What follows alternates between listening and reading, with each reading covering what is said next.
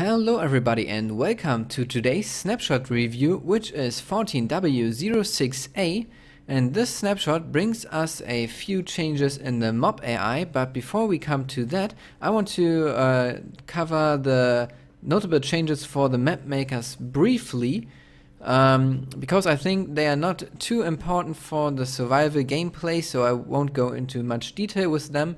But they added a optional hotkey to show outlines of players while spectating, so you can see a red outline around a player even if he's in caves. If you're in spectator mode and toggle this option, you can change if items that you spawn in with a command can be picked up or expire.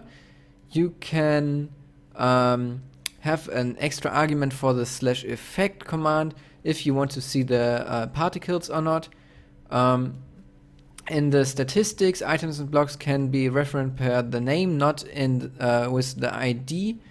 There's a new objective criteria called trigger and a /trigger command to use it with.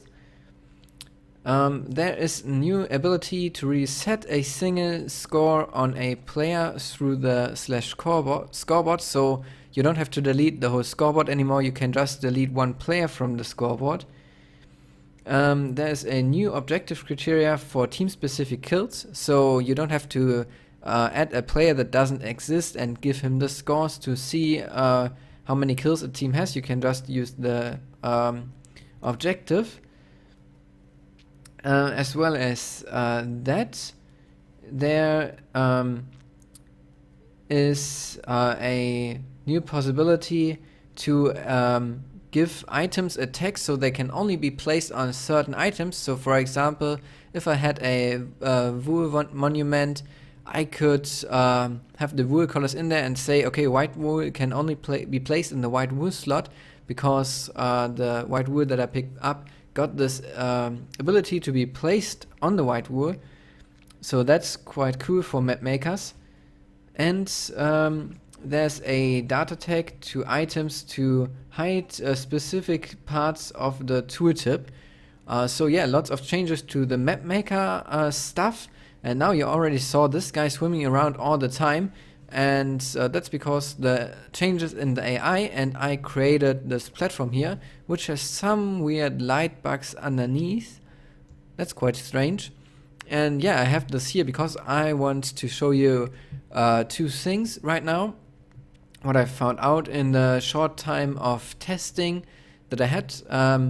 When I spawn in a few slimes now, we will see that these slimes are not just picking one direction and going into that, but they will turn around and jump into another direction.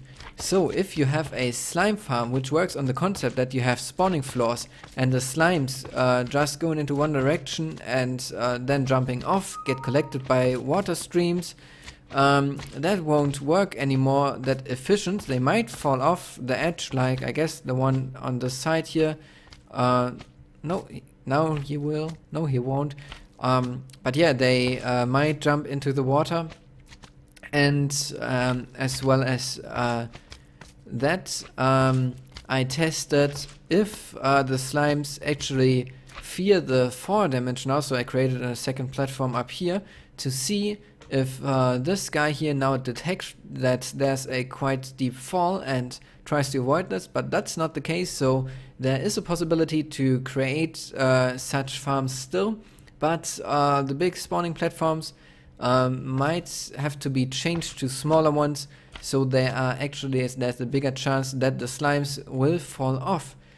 So yeah, that's the most notable change to the mob AI in my opinion that I found out in the time while I was playing around with the snapshot. And yeah, for the other changes, I guess we'll have to wait until we see it when we play in the snapshot. Or if somebody reads in the code and yes, tells us what the new changes in the mob AI actually are, and if there are some changes to the other mobs. I couldn't find out any so far, but I could have just overlooked something. So if you find something out, please let me know in the comments.